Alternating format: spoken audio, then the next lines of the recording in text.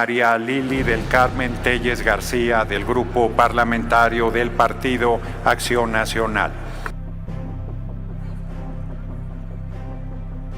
Muchas gracias, senador Fernández Noroña. Aquí le traigo unos Kleenex, senador Fernández Noroña, para que pueda llevar su hipersensibilidad acompañado de unos Kleenex de calidad, porque me conmueve que usted sea de piel tan delgadita ante el repudio del pueblo. Ahora, a los mexicanos y a los senadores tengo algo importante que decirles. No se pueden usar recursos públicos para defender intereses particulares como los del senador Fernández Noroña. La agresión que dice que tuvo, si es que la hubo, no fue al Senado. Y él, usted, no personifica al Senado. Nunca se querella a la institución cuando se increpa a un senador.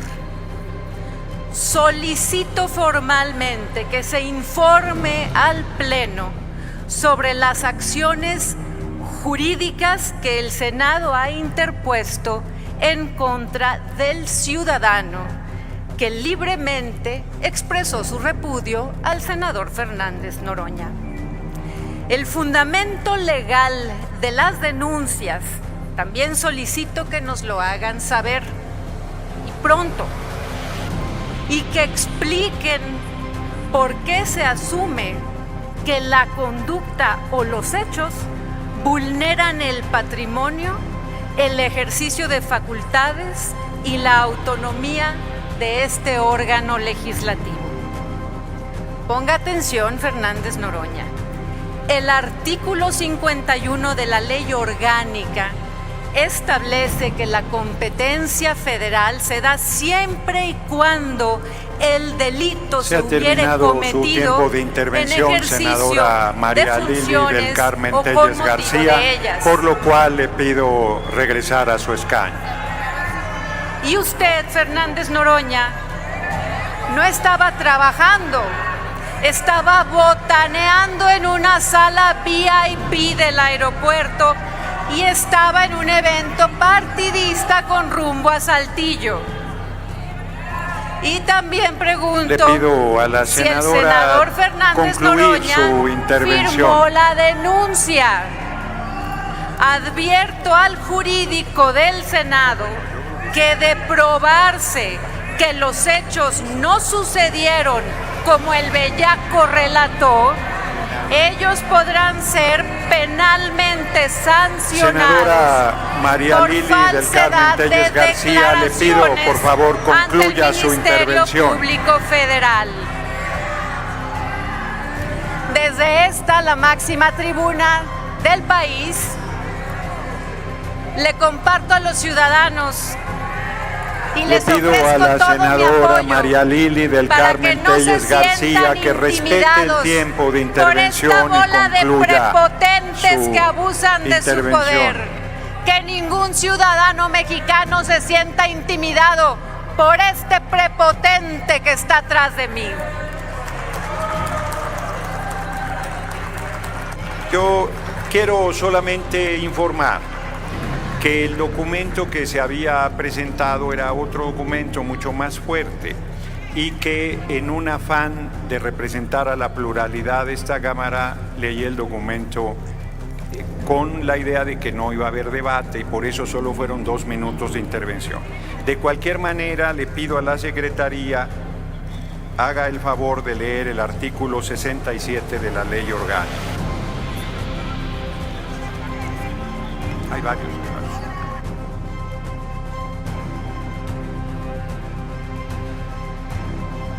Informo que hay varias senadoras y senadores inscritos. Está la senadora Claudia Edith Amaya Mota y el senador Félix Salgado Macedón. Doy lectura, presidente. Numeral 1. Sí, señor. Artículo 67, numeral 1. El presidente de la mesa directiva es el presidente de la Cámara y su representante jurídico. En él se expresa la unidad de la Cámara de Senadores En su desempeño, deberá hacer prevalecer el interés general de la Cámara por encima de los intereses particulares o de grupo, para lo cual, además de las facultades específicas que se le atribuyen en el artículo anterior, tendrá las siguientes atribuciones. Hasta aquí queda la lectura, presidente. Muchas gracias. De grandes proporciones. No podemos decirlo de otra manera cuando, según los datos de Naciones Unidas, y además fue un llamado hecho apenas hace unos cuantos días a nuestro país, en México la desaparición forzada continúa y se ha agudizado. Desaparecen al día en nuestro país un promedio de 14 niñas y niños, es decir, en promedio cada 2 horas desaparece un niño o niña en México. Esto es insoportable, es algo inadmisible. Pero no solamente eso, sino que México es el segundo país destino para la explotación sexual de niñas, niños y adolescentes a nivel global. ¿Qué es lo que está sucediendo? ¿Qué es lo que hace que este tipo de delitos se den? Pero yo quiero enfatizar, además puntualizando, que en el caso de niñas, niños y adolescentes migrantes y refugiados no acompañados, hay una mayor vulnerabilidad. Requerimos tomar acciones urgentes con estrategias integrales para su protección efectiva. Efectivamente, como aquí se ha dicho, se ha avanzado en nuestra legislación, pero tenemos que ir mucho más allá para que la trata de personas, y en este caso de quienes están en mayor vulnerabilidad, se detenga y en nuestro país desaparezca. Por eso uno mis voces a quienes se han manifestado aquí y hago votos porque, como se decía, podamos concluir con un acuerdo común en una estrategia que sea efectiva y que finalmente garantice la integridad, la salvaguardia del bienestar de niñas, niños y adolescentes. Muchas gracias. Muchas gracias, senadora García Medina. Y finalmente cierra esta ronda de intervenciones la senadora Beatriz Mojica Morgan. Tiene el uso de la palabra, senadora. Sonido en el escaño de la senadora. Muchas gracias, presidente. Decirles que este es un tema muy importante, porque nuestras niñas, niños y adolescentes, justamente en ellos radica el desarrollo de nuestro país. Y cada peso, cada dólar que se invierte en las niñas, niños y adolescentes son $10, dice un premio Nobel de Economía, que se dejan invertir en seguridad, que se dejan invertir en salud en el futuro. Por eso es muy importante que les pongamos mucha atención. Nos sumamos a este pronunciamiento. Es muy importante que pongamos en primer plano la atención a las niñas, niños y adolescentes, porque ahí están las causas de la violencia. Si nosotros erradicamos ahí las violencias, vamos a tener una sociedad de paz. Por eso la doctora Claudia Sheinbaum ha puesto como prioridad, como una de sus iniciativas que nos ha anunciado prioritarias, las becas para los niños y fortalecer el sistema educativo de este país, ampliando los horarios de las escuelas, por ejemplo. Creo que eso será muy importante para el desarrollo de nuestro país. Y yo solo llamaría la atención que este Senado de la República, ojalá sea de sus grandes temas, la atención de las niñas, niños y adolescentes, y pongamos especial atención a los matrimonios infantiles, porque por ahí también pasa el tema de la explotación, de la trata de niñas y niños.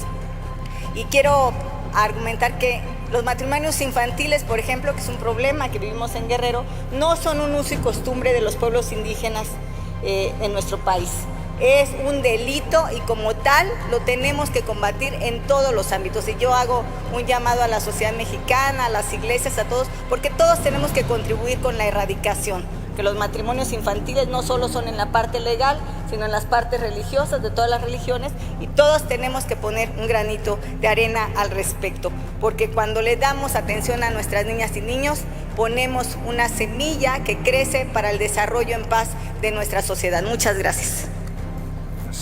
Muchas gracias, senadora. Está solicitándome la palabra la senadora Beatriz Robles Gutiérrez. Muchas gracias, presidente. Solamente para comentar que en temas de niñez, durante las legislaturas pasadas se trabajó, por ejemplo, la prohibición del matrimonio infantil, entornos escolares seguros, prevención del embarazo adolescente, salud mental de niños, niñas, adolescentes. Y en temas de restitución internacional, invité a revisar el acuerdo de La Haya y estoy a la disposición de revisarla junto con las comisiones pertinentes. Atendí a muchas madres de familia, las que sus hijos estaban en este proceso de restitución a otros países, así es que creo que lo que tenemos que seguir es avanzando en este tema tan importante, seguir protegiendo a nuestras niñas, niños, adolescentes y por supuesto a todas las mujeres de México. Es cuanto, muchas gracias. Muchas gracias, senadora Robles. Compañeros, compañeras, esta presidencia suscribió un pronunciamiento de solidaridad con la Costa Chica de Guerrero y de Oaxaca y el puerto de Acapulco, que está disponible en el monitor de sus escaños. Solicito a la Secretaría de Lectura. Solidaridad con la Costa Chica de Guerrero y de Oaxaca y el puerto de Acapulco. Amigas y amigos, el Océano Pacífico ha sido inclemente con la Costa Chica de Guerrero y de Oaxaca, con el bello puerto de Acapulco y la Costa Grande de Guerrero. Los huracanes Paulina, Max, Ingrid, Manuel, Otis y ahora John ha causado dolor en las familias que habitan el territorio costero de estas entidades hermanas. Las pérdidas materiales han sido históricamente incalculables e irreparables, la partida de seres queridos víctimas de estos flagelos naturales que han dejado miles de damnificados a su paso devastador.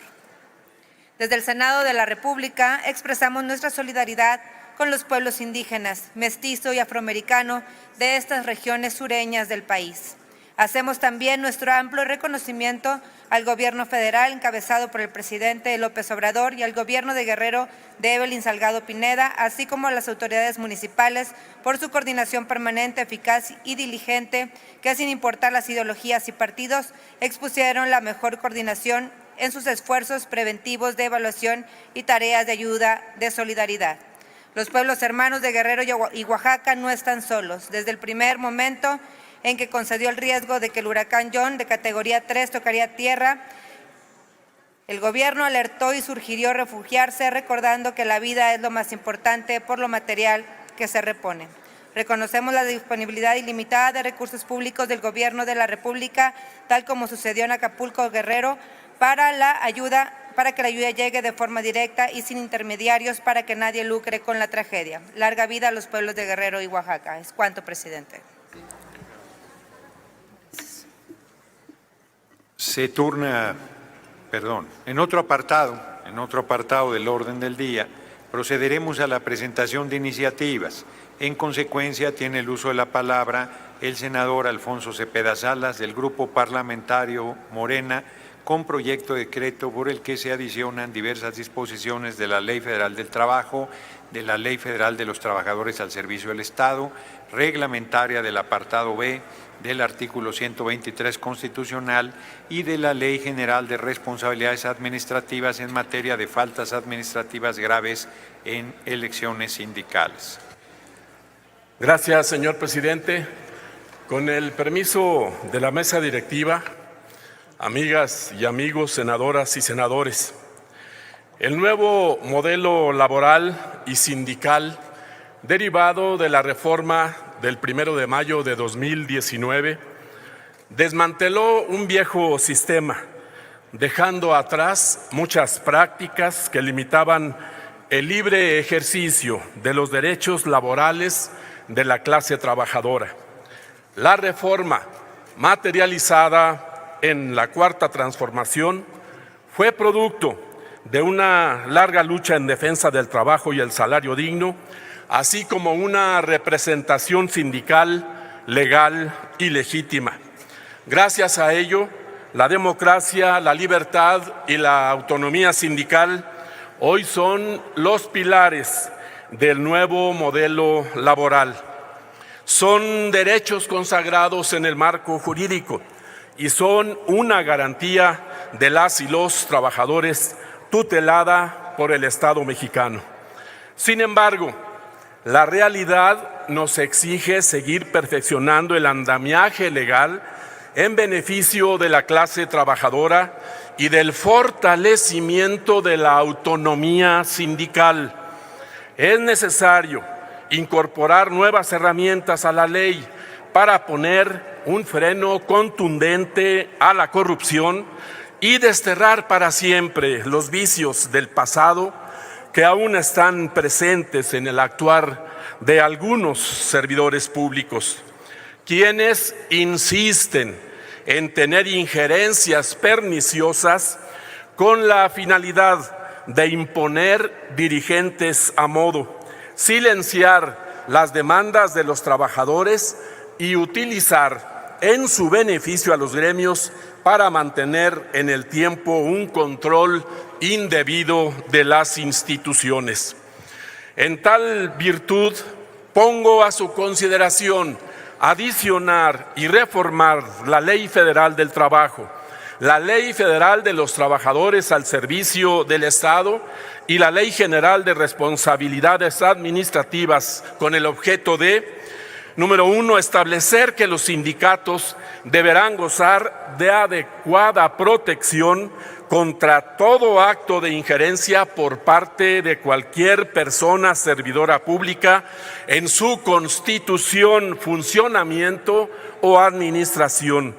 Consignar, número 2, como actos de injerencia realizados por personas servidoras públicas las acciones o medidas tendientes a fomentar la constitución de organizaciones de trabajadores o a apoyarlas de cualquier forma con el objeto de colocarlas bajo su control, así como las tendientes a entorpecer el cabal y libre desarrollo de las elecciones sindicales, las condiciones de elegibilidad y o la destitución de la directiva sindical.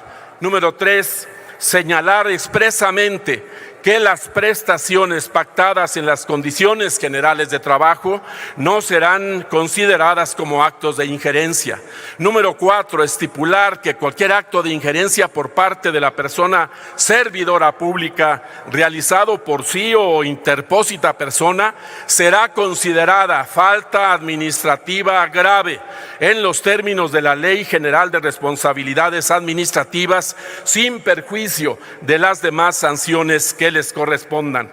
Número 5, mandatar que se considera falta administrativa grave cualquier acción tendiente a entorpecer el cabal y libre desarrollo de las elecciones sindicales, las condiciones de elegibilidad, la reelección y o la destitución de las directivas de los sindicatos, así como cualquier acto u omisión que viole los derechos de las organizaciones sindicales establecidos en las leyes de la materia. En el segundo piso de la cuarta transformación es nuestro deber fortalecer y dar continuidad a las conquistas laborales alcanzadas por la clase trabajadora. Debemos erradicar tanto de los sindicatos como del servicio público la corrupción y sancionar con toda la fuerza de la ley cualquier conducta contraria a su mandato.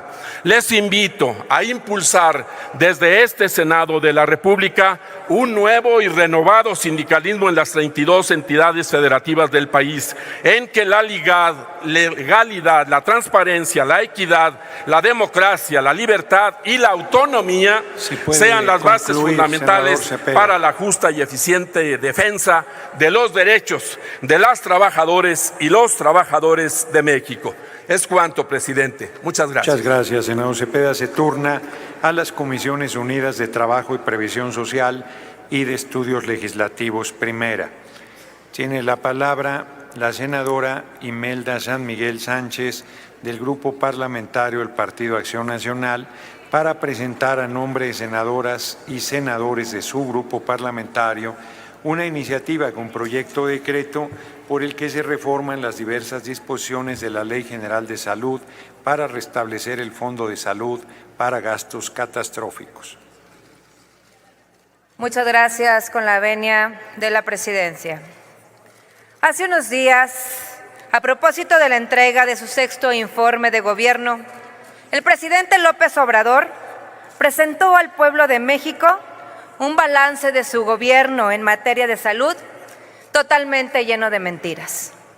Afirmó a lo largo de su fantasiosa letanía, que nuestro país cuenta con un sistema de salud mejor que el de Dinamarca, que el sistema IMSS Bienestar es el más eficaz del mundo. Y yo me pregunto, ¿en qué México vive López Obrador? En un México lleno de fantasías. El sistema de salud al día de hoy está colapsado. Eternidades para recibir atención médica. Una infraestructura hospitalaria que se nos está viniendo encima. El INSABI, que es sin duda uno de los mayores fracasos en materia de salud en toda la historia de México moderno, como sabemos, dejó a más de 50 millones de mexicanas y mexicanos sin salud con la desaparición del Seguro Popular. Y por si fuera poco, según el estudio publicado este año por la Comisión Independiente de Investigación sobre la Pandemia, de las más de 800,000 muertes por cuestiones de COVID, 320,000 de esas muertes pudieron evitarse con una adecuada intervención gubernamental. ¿Responsables? No los hay.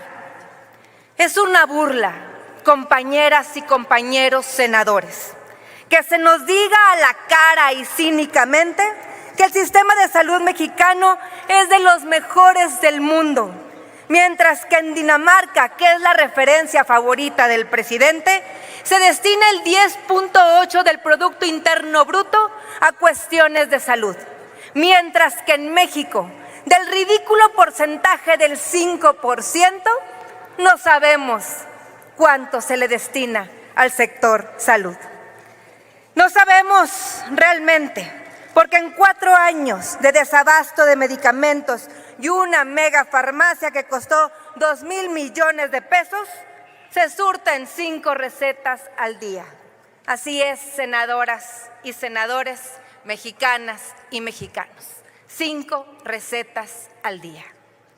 ¿Y qué decir de las enfermedades catastróficas como el cáncer, enfermedades cardíacas, renales, hepáticas, VIH, entre otras?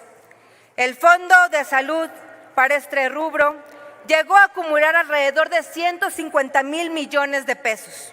Con esos recursos se financiaban 1,663 enfermedades de primer y segundo nivel del Catálogo Universal de Servicios de Salud. ¿Cuánto queda de ese fondo para enfermedades catastróficas?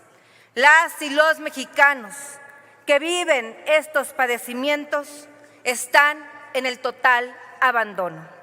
Las y los mexicanos hoy queremos exigir, y como senadoras y senadores del Grupo Parlamentario del Partido Acción Nacional, presentamos una iniciativa de reforma a la Ley General de Salud para restablecer el Fondo de Salud para gastos catastróficos, con el fin de garantizar a las personas que sufren este tipo de enfermedades la atención debida y digna. Ya bastante sufren las y los pacientes que viven este tipo de padecimientos y sus familias, como para que además, en ese surrealismo en el que vive el presidente, se les ofenda afirmando que nuestro país está mejor que nunca en el sistema de salud. Seamos responsables, senadoras y senadores. Está en nuestras manos hacer las cosas mejor. Las y los mexicanos que viven con enfermedades catastróficas, hoy más que nunca nos necesitan. Hay niñas y niños en los hospitales muriéndose de cáncer. La causa número 1 de muerte en mujeres en México es el cáncer y no hay tratamientos para ellas. Hay causas que, lejos de las posturas políticas, nos llaman a la reflexión, y hoy esta causa es una de ellas. Es cuanto, presidente. Muchas gracias. Muchas gracias, senadora. Se turna a las Comisiones Unidas de Salud y Estudios Legislativos.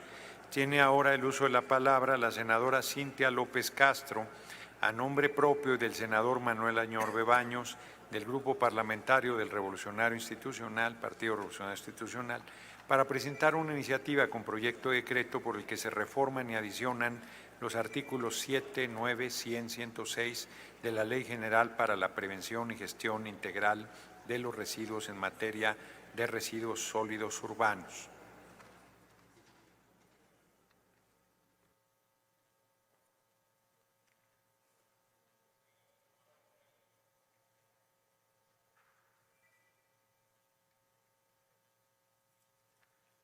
Gracias, presidente.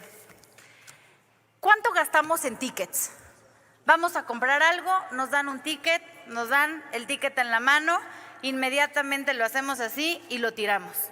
A nivel mundial son 320,000 toneladas en tickets lo que se gasta. El día de hoy vengo a proponer una iniciativa que beneficiará a todo el país y sin duda, empezando por la propia Ciudad de México. Que se eliminen los tickets, que sea totalmente electrónico, que a la hora de hacer una compra puedas ir y puedan dejarte por correo el ticket. Ya no más los tickets que todo el tiempo tenemos. Además les quiero decir que este papel tiene algunas cuestiones químicas que no es reciclable. Entonces estamos desperdiciando toneladas y toneladas de papel con el uso del ticket. Hoy vengo a proponer esta iniciativa en beneficio de todos los mexicanos. Les quiero decir que en Francia ya existe esta iniciativa y hoy es una ley. Ya no se gasta en tickets de compra, ya no vas a un lugar y te dan el ticket. Vengo a pedirles su apoyo, queridos compañeros senadores, para que aprobemos esta iniciativa de vanguardia, esta iniciativa que cuida y procura el medio ambiente, una iniciativa que busca hacer un México donde no se haga uso del papel todo el tiempo en los tickets de compra. Vemos establecimientos que a la hora de hacer una compra te dan tu ticket y además ellos se quedan con una copia. Y todo este papel, repito, terminamos haciéndolo bolita y tirándolo en el primer bote de basura.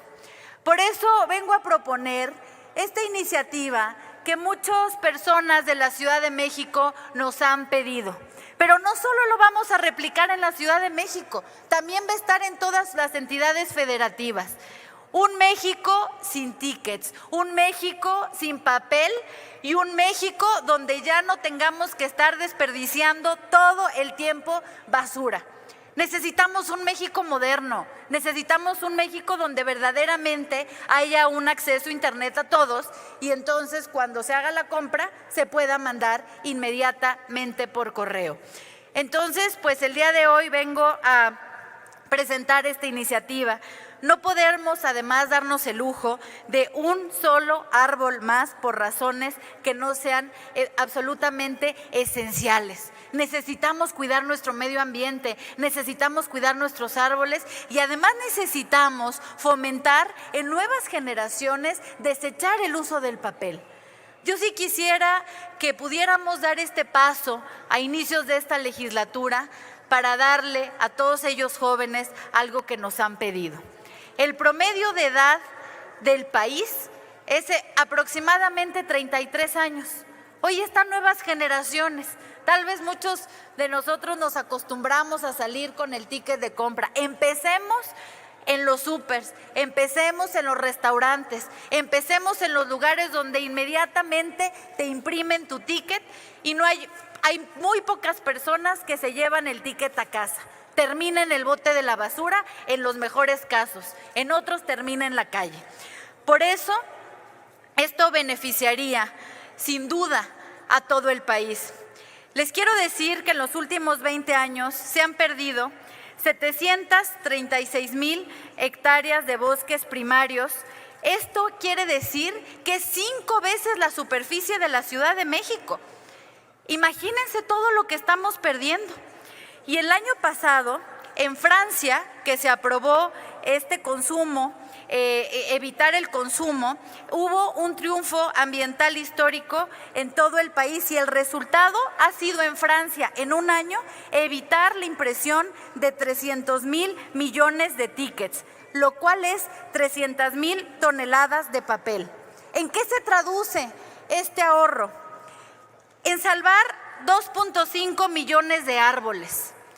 ¿Ustedes se imaginan los árboles que podemos salvar eliminando esta cuestión tan absurda que es el ticket? Entonces, bueno, pues a nombre de muchas personas de la Ciudad de México, muchas organizaciones de la sociedad civil que me pidieron presentar esta iniciativa, hoy vengo a proponer que tengamos un México sin papel, que es innecesario. Un México sin tickets y que nos vayamos con tickets electrónicos para salvar nuestros árboles. Muchas gracias. Muchas gracias, senadora López. Se turnan las Comisiones Unidas de Medio Ambiente y Recursos Naturales, Cambio Climático y de Estudios Legislativos.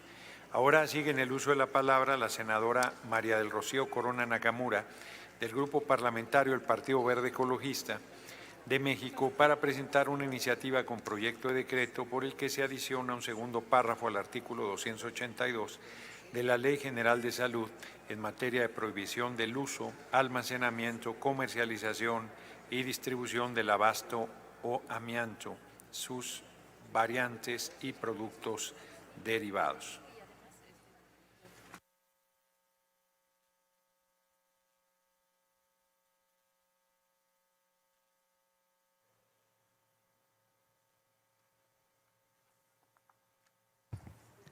Con su venia, presidente.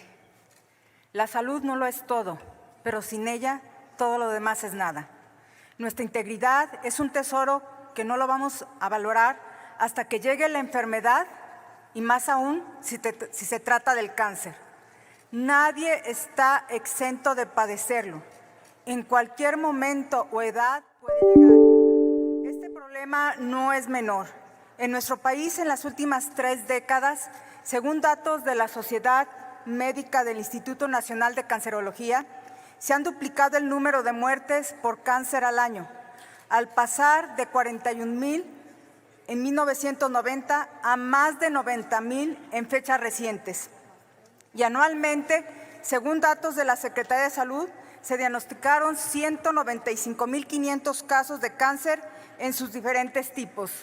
46% de pacientes fallece por esta causa. Por eso necesitamos unir esfuerzos para prevenirlo.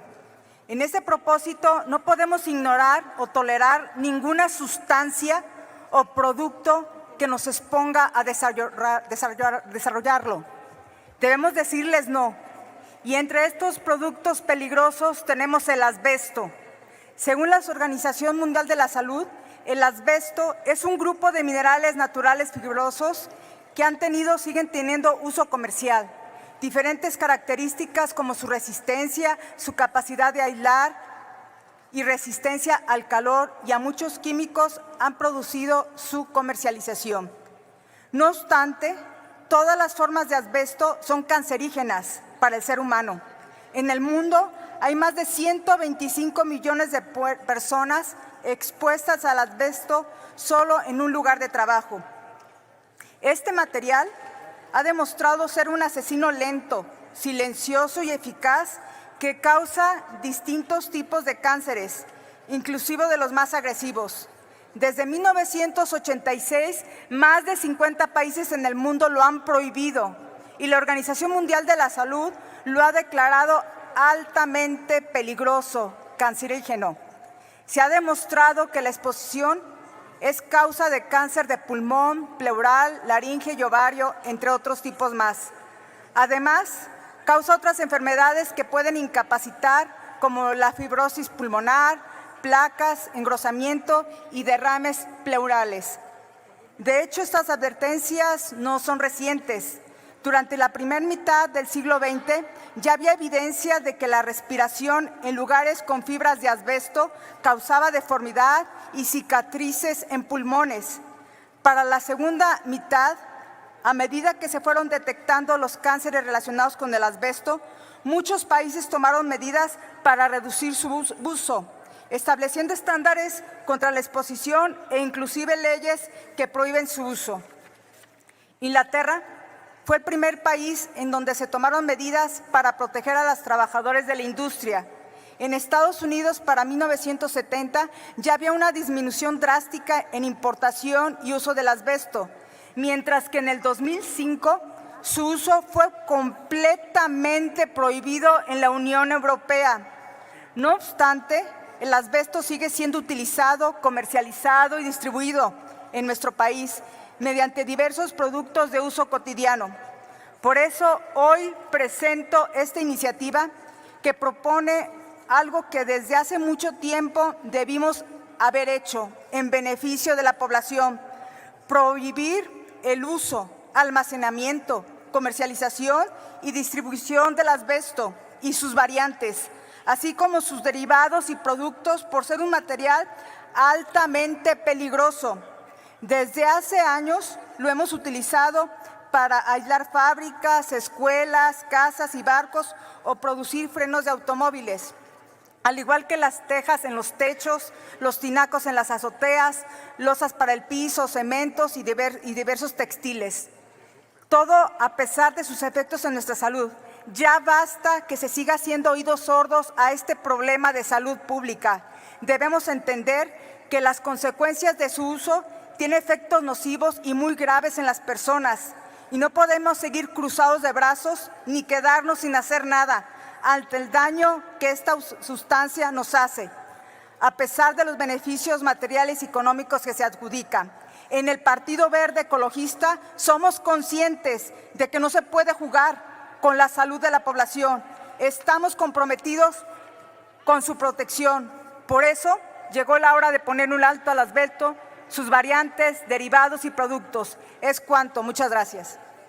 Muchas gracias, senadora Corona Nakamura. Se turna las Comisiones Unidas de Salud y Estudios Legislativos. Tiene la palabra la senadora Giovanna del Carmen Bañuelos de la Torre, a nombre propio y de la senadora Liz Sánchez García, del Grupo Parlamentario del Partido del Trabajo, para presentar una iniciativa con proyecto de decreto por el que se reforma el artículo 141 de la Ley del Seguro Social y se reforma el artículo 121 de la Ley del Instituto de Seguridad Social, Seguridad y Servicios Sociales de los Trabajadores del Estado en materia de aumento de pensiones por invalidez. No se encuentra, así es que tiene el uso de la palabra la senadora Ana Lilia Rivera Rivera, del Grupo Parlamentario de Morena, para presentar una iniciativa con proyecto de decreto por el que se reforman diversas disposiciones de la Ley General de Instituciones y Procedimientos Electorales en materia de autoadscripción calificada. Presidente, la senadora Mariela Gutiérrez y el senador Higinio solicitan se registre su voto en la votación nominal inmediata anterior. A favor. Así se hará.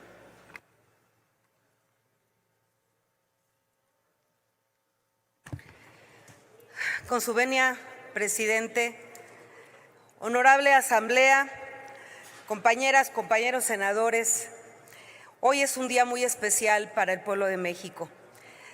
En unas horas estaremos votando la realidad que le permite a nuestros pueblos y comunidades indígenas y afromexicanas el reconocimiento pleno a sus derechos, a su autonomía, y eso es un motivo de felicidad y de dignidad para este pueblo.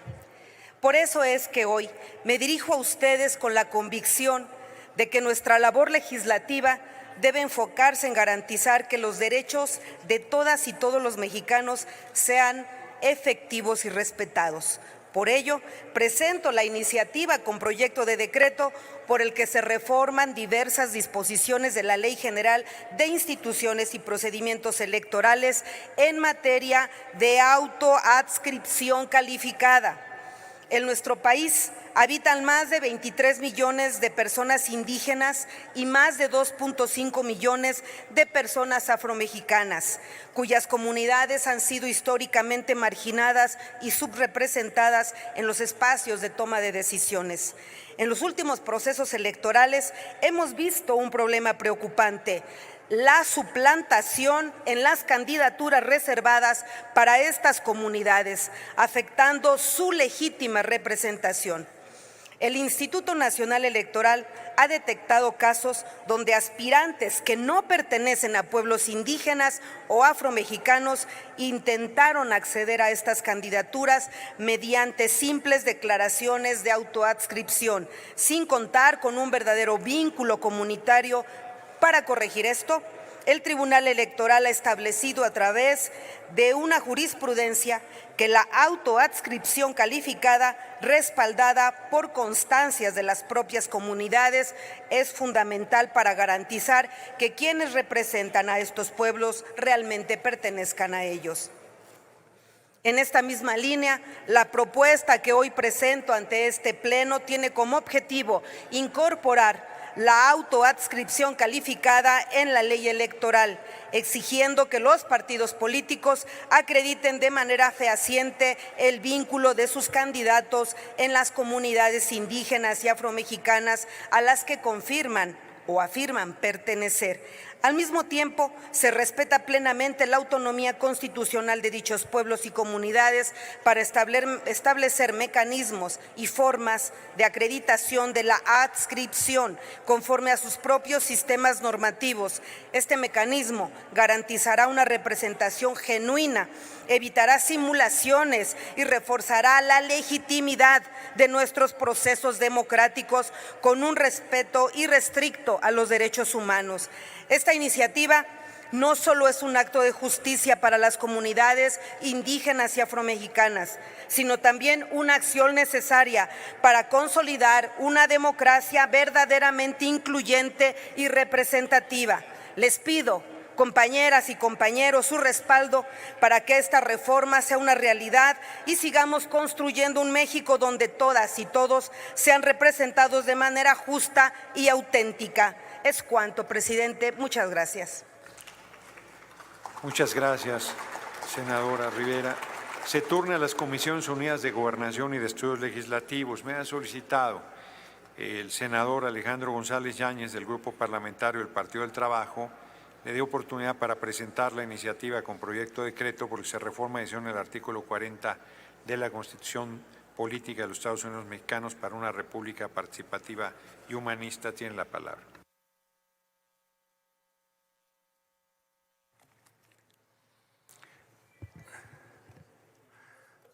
Toda nuestra solidaridad con el presidente de la mesa directiva de la Cámara de Senadores, Gerardo Fernández Noroña.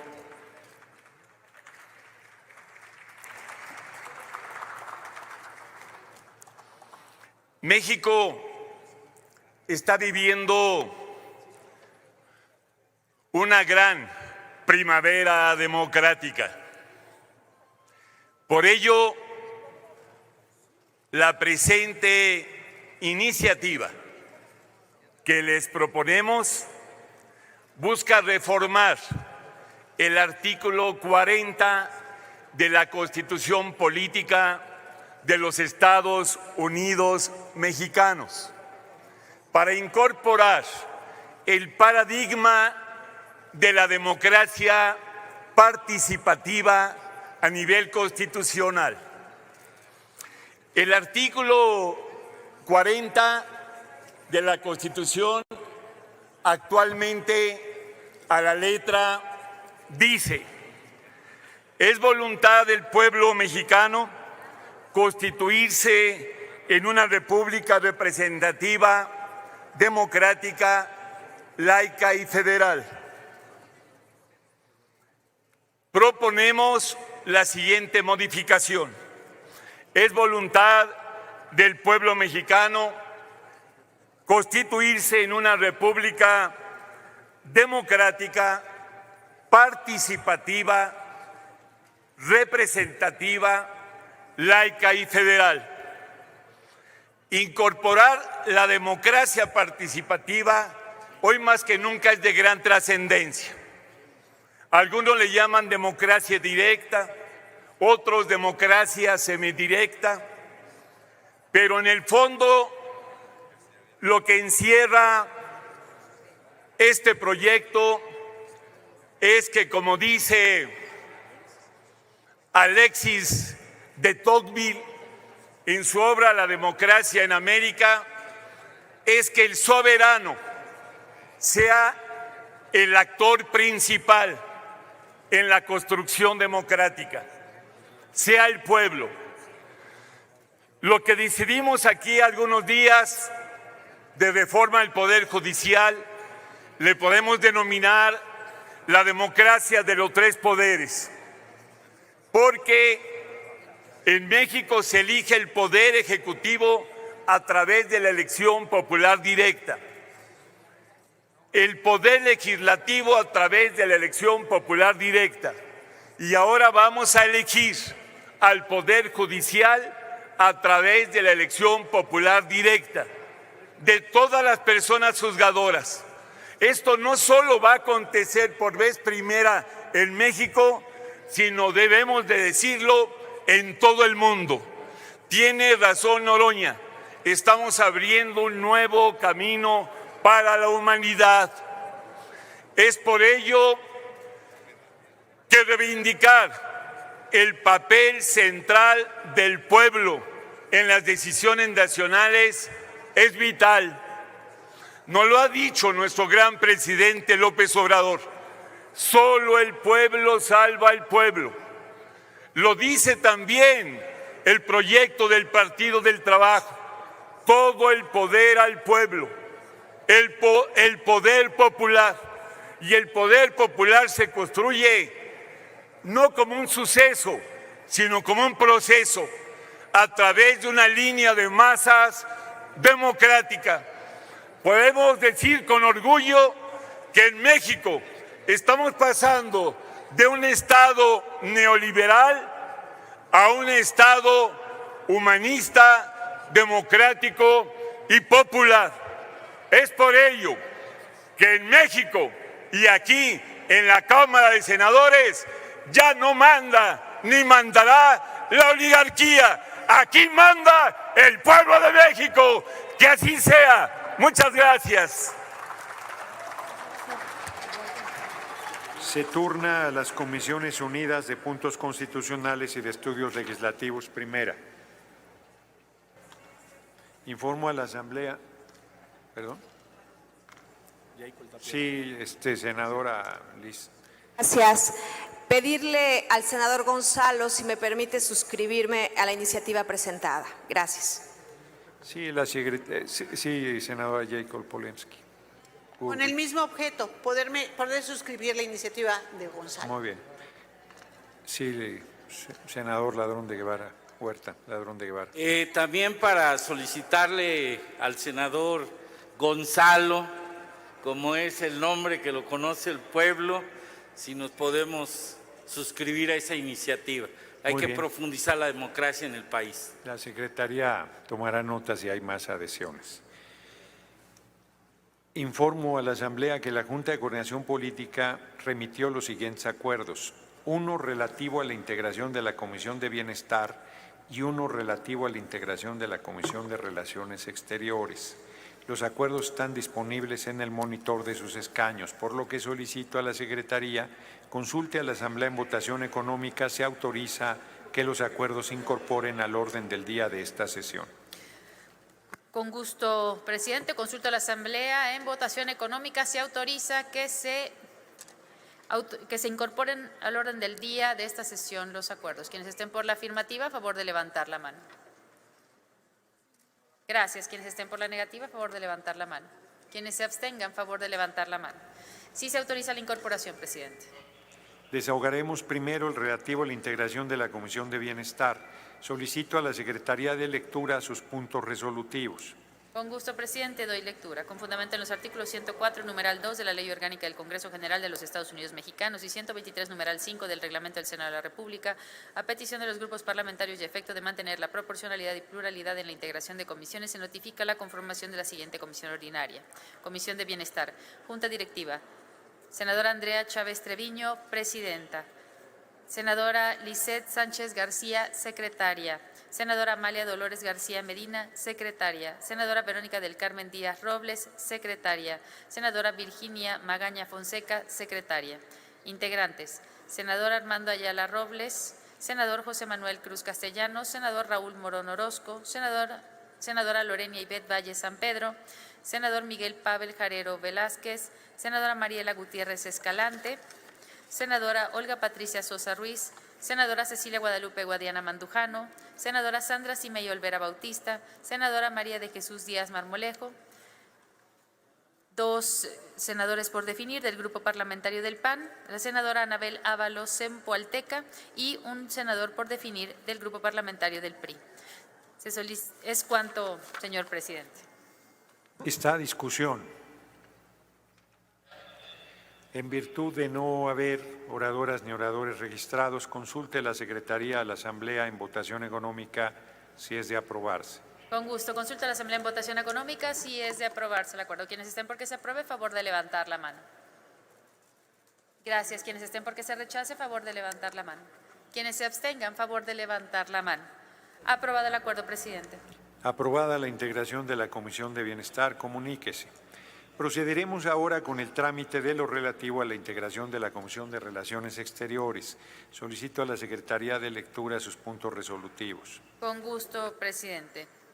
Con fundamento en los artículos 104, numeral 2 de la Ley Orgánica del Congreso General de los Estados Unidos Mexicanos y 123, numeral 5 del Reglamento del Senado de la República, petición de los grupos parlamentarios y a efecto de mantener la proporcionalidad y pluralidad de la integración de comisiones, se notifica la conformación de la siguiente comisión ordinaria: Comisión de Relaciones Exteriores, Junta Directiva. Senador Alejandro Ismael Murat Hinojosa, presidente. Senadora Giovanna Bañuelos de la Torre, secretaria. Senadora Sacildora Luz de León Villar, secretaria. Senadora María Lili del Carmen Telles García, secretaria. Senadora María Alejandra Barrales Magdaleno, secretaria. Integrantes: senador Cuauhtémoc Ochoa Fernández, senador Eugenio Segura Vázquez, senadora Andrea Chávez Treviño, senador Francisco Ricardo Sheffield Padilla, senador Moisés Ignacio Mier Velasco, senadora Cecilia Guadalupe Guadiana Mandujano, senadora Ana Lilia Rivera Rivera, senadora María de Jesús Díaz Marmolejo, senador Francisco Ramírez Acuña, senador Rafael Alejandro Moreno Cárdenas y 2 senadores por designar del Grupo Parlamentario del Partido Verde Ecologista de México. Es cuanto, presidente. Esta discusión. En virtud de no haber oradores ni oradoras registrados, consulte a la Secretaría de la Asamblea en votación económica si es de aprobarse.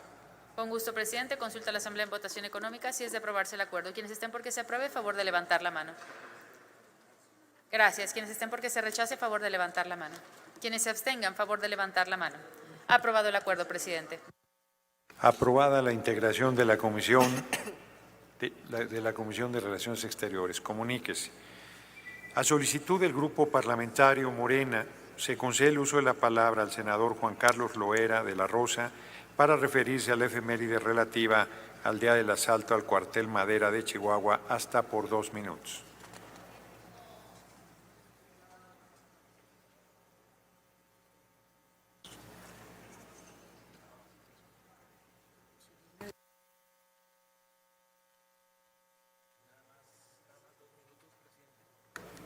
¿Cuánto?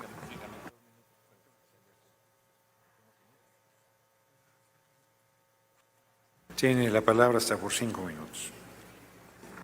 Bien, buenas tardes, compañeras y compañeros.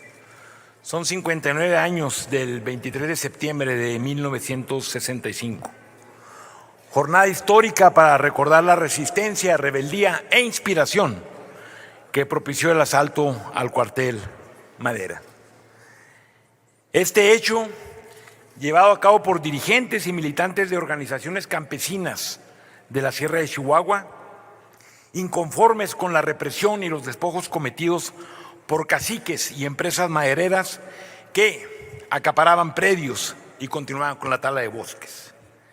En este alzamiento participaron 13 militantes del Grupo Popular Guerrillero de la Sierra, liderados por el profesor Arturo Gamis y por el doctor Pablo Gómez. Durante el enfrentamiento murieron 8 insurrectos y 5 sobrevivieron. Este movimiento campesino fue una expresión del descontento e inconformidad que prevalecía en el país por la cerrazón de un régimen represivo y autoritario que parecía tener como único objetivo conservar las condiciones de explotación y opresión de la clase obrera y campesina. En Chihuahua, miles de ciudadanos progresistas se quedaron helados ante la represión y las expresiones violentas del gobernador Práxedes Giner Durán, quien con una hazaña sin límites ordenó la exhibición pública de los cadáveres de los jóvenes para luego enterrarlos en una fosa común. Pero este alzamiento se originó en los abusos que caciques, terratenientes y los hombres del gran poder ejercían sin control contra las comunidades más vulnerables. Y un brevísimo recuento nos dará la razón. El día del alzamiento, 202 jóvenes recién egresados de la Escuela Normal de Chihuahua tenían cercado el Palacio Estatal porque el gobernador se había negado a otorgarles plazas laborales. Y además se había referido a que la Escuela Normal se había equivocado en su formación. Días antes del evento armado y ante el abuso de los talamontes, Francisco Bustillos, líder del ejido La Juanota, denunciaba que 200 familias indígenas vivían en una espantosa miseria porque una empresa maderera los había despojado de sus tierras. También en esos días la Junta de Conciliación de Parral dictó un laudo favorable a los propietarios de un aserradero, mediante el cual legalizó el despido injusto de un centenar de trabajadores. Era evidente que el Estado pasaba por una crisis severa en el campo y con mayor fuerza en la sierra, donde el despojo, la expulsión de campesinos y la explotación ilegal del bosque eran sistemáticos y se realizaban con la complicidad de autoridades locales, ministerios públicos, jueces, juntas de conciliación y hasta líderes obreros y campesinos vendidos, provocando una miseria nunca antes vista. Era tal el descontento frente a la complicidad del gobierno local con los terratenientes que en ese momento también se anunció la llegada de una brigada encabezada por el subprocurador general de la República para investigar y procesar a quienes hayan violentado las leyes forestales. Pero eso no era todo. También llegaría para impartir justicia agraria el mismísimo presidente Gustavo Díaz Ordaz.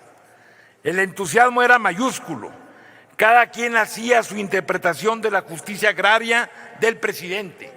Los ganaderos aseguraban que venía a confirmar la inafectabilidad de cientos de miles de hectáreas a los herederos de la oligarquía porfirista. Mientras los dirigentes de las organizaciones campesinas del PRI proclamaban que la frea agrarista de Díaz Ordaz les garantizaría un nuevo reparto a los políticos más serviles al régimen. Pero Díaz Ordaz, seguramente informado del enojo de las comunidades indígenas y campesinas, nunca llegó. El tiempo muy pronto daría cuenta de la realidad. A principios de los años 70, el gobernador Óscar Flores, además de abogado, ganadero, también personaje eminente de la élite de grandes propietarios, ordenó un mapeo de la propiedad agraria del Estado, resultando un paisaje mayormente teñido de propiedades privadas, mostrando la evidencia de que 60 años de revolución y reparto agrario de poco habían servido para acabar con los latifundios y más allá de los abusos de sus propietarios. Era más claro que nunca las voces de Villa, Cárdenas, concluyo, presidente, Socorro Rivera, Arturo Gámez y Pablo Gómez yacía sepulta junto a sus cuerpos, mientras el poder de los terratenientes seguía campeando por todo Chihuahua. El 23 de septiembre se trata de una fecha esencial para comprender nuestra historia lejana e inmediata y desde luego nuestro presente, porque hoy como nunca la sociedad mexicana, acaso inspirada en los ideales de estos jóvenes, está comprometida con una transformación estructural de nuestro México, que debe comprender una reforma de sus vestiduras formales y del cuerpo mismo de su organización económica y social. Es cuanto, presidente. Le agradezco mucho al senador Juan Carlos Loera de la Rosa.